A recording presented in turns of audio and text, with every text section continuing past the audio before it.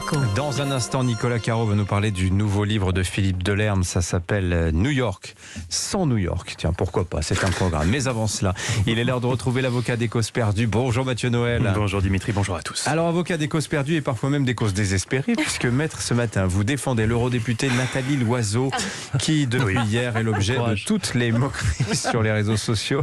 Vous nous rappelez les faits ?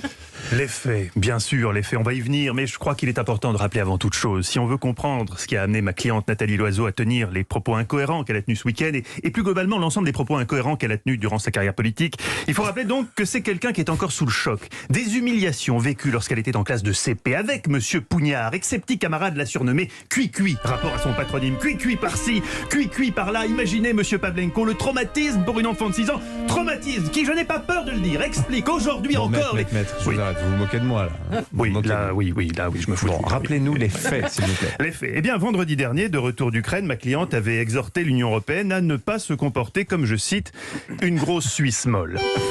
Suscitant étrangement le courroux de l'ambassadeur de Suisse en France qui, visiblement assez soupolé, le mec, avait dénoncé des propos inacceptables. Nathalie Loiseau a alors tenu à rectifier le tir en donnant une interview d'apaisement à la télévision suisse. Et alors ça s'est bien passé, cette interview d'apaisement ?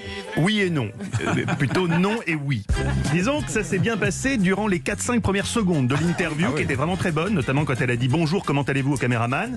Et puis, à partir de la 6e seconde, comme souvent dans les interviews de ma cliente, on se souvient de sa campagne pour les européennes, ça s'est gâté, puisque, croyant bien faire, elle a dit ceci. Si des Suisses en ont été heurtés, j'en suis évidemment désolée. J'ai une partie de ma famille qui vit à Annemasse. Je ne peux pas vous dire autre chose. Alors pourquoi la musique de l'As des As ? Bien tout simplement parce que, comme l'a remarqué un certain nombre d'internautes, Annemasse n'est pas en Suisse, mais en Haute-Savoie. Haute-Savoie qui n'est pas en Suisse, mais en France, je précise, sachant que cette interview était réalisée devant la bibliothèque de ma cliente, bibliothèque dans laquelle on distinguait à l'arrière-plan, et ça c'est pas une blague, 2 ouvrages de référence quand on a été directrice de l'ENA, la diplomatie pour les nuls et la géographie pour les nuls. En tout cas, des trucs pour les nuls. Il faut zoomer, on ne sait pas trop. Mais bon.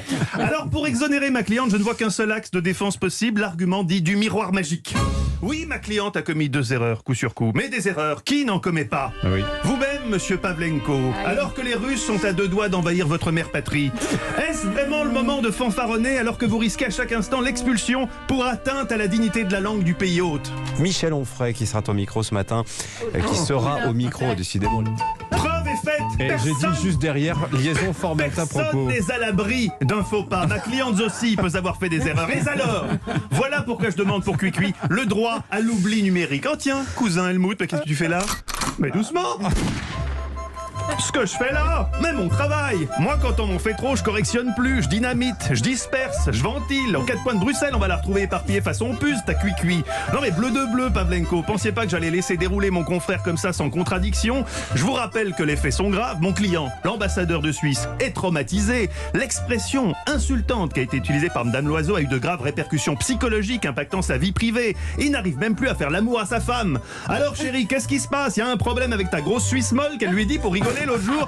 Depuis, blocage total. Le coucou reste dans le chalet, le Toblerone dans son emballage. Et maintenant, vous aimez bien les images. Et maintenant, voilà la Loiseau qui essaye de se dédouaner en nous disant qu'elle a de la famille à Annemasse. Mais en termes de conneries, je sais pas si vous voyez, c'est à peu près comme si je vous disais ah mais moi j'adore l'Algérie, j'ai de la famille à Marseille.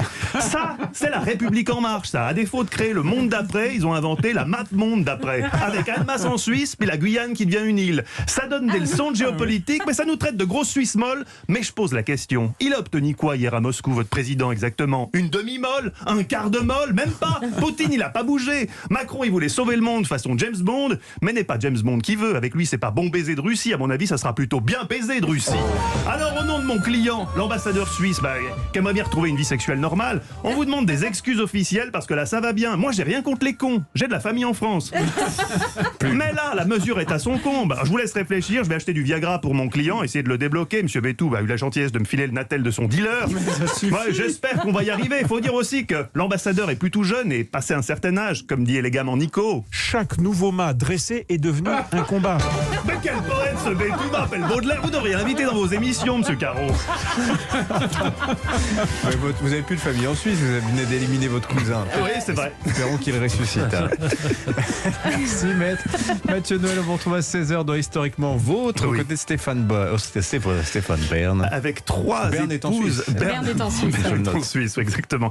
Ça s'écrit pas pareil. Effacées derrière leur mari, 3 femmes, Clara Schumann, Sonia Delaunay et Mackenzie Scott. Vous savez qui c'est Mackenzie Non. Scott? Ah, Vous, c'est vous qui aimez Madame Bezos, ouais, c'est ça, exactement, ouais. vous qui aimez l'économie, Le effectivement. divorce fait le le- plus cher de l'histoire. Exactement.